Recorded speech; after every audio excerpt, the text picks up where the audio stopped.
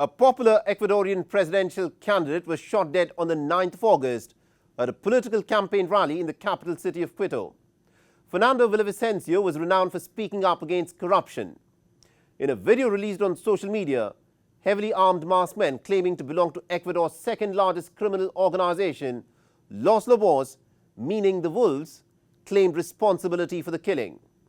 However, just a few hours later, another video surfaced in which another group that was not wearing masks this time round asserted that they were the real Los Lobos and denied any role in the assassination.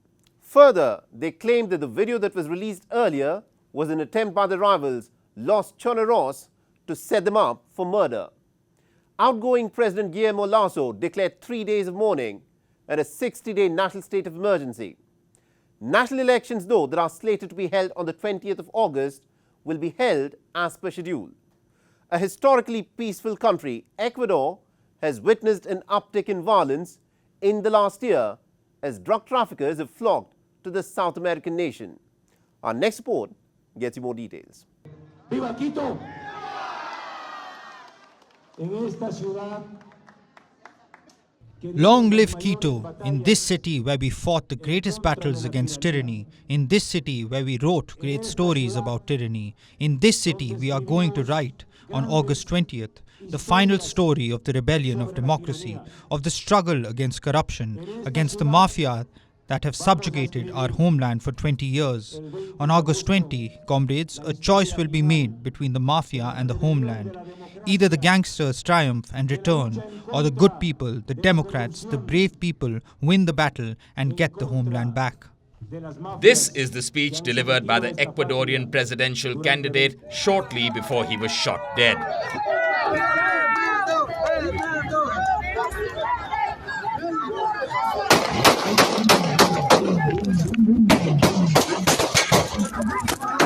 "59-year-old centrist Fernando Villavicencio was one of the 8 candidates in the fray for the presidential election scheduled for August 20th. An anti-corruption crusader, he had received multiple death threats, including from leaders of the dreaded Mexico's Sinaloa cartel. Reportedly, as many as 30 shots were fired by assailants who ambushed him outside the sports center where the campaign rally was held. A married man with 5 children, Villavicencio was assassinated hitman style with 3 shots to the head. 9 others were injured in the attack, including a congressional candidate and 2 policemen. One of the alleged attackers was shot and killed by the security personnel. 6 other suspects were arrested in raids carried out in southern Quito and in a neighboring town.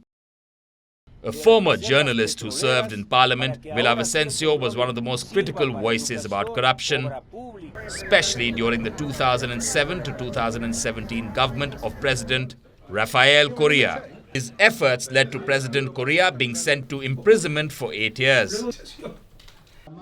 Though not the front-runner, the candidate of the Build Ecuador movement was the second most popular among presidential hopefuls, who polled in at 13% behind Luisa Gonzalez, considered close to former left-wing president Rafael Correa. Gonzalez and other presidential candidates denounced the murder and said that they were suspending their campaigns. Ecuador's outgoing president Guillermo Lasso, who is not seeking re-election, opined that the assassination less than 2 weeks before the presidential elections amounted to a political crime. This is a political crime which has the character of terrorism, and we do not doubt that this murder is an attempt to sabotage the electoral process. All the authorities gathered here will stand together and agree that in the face of the loss of a Democrat and a fighter, the elections will not be suspended. On the contrary, they must be held and democracy has to be strengthened. In recent years, Ecuador has been hit hard by a wave of violence linked to drug trafficking, which, in the midst of an electoral process, has already claimed the lives of a mayor and a parliamentary candidate. There has been an uptick in drug trafficking, violent killings, and child recruitments by gangs. The homicide rate has doubled between 2021 to 2022.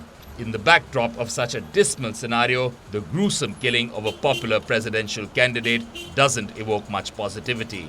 Here's hoping the Ecuadorian population chooses wisely on the election day and deliver a death knell to the drug mafia.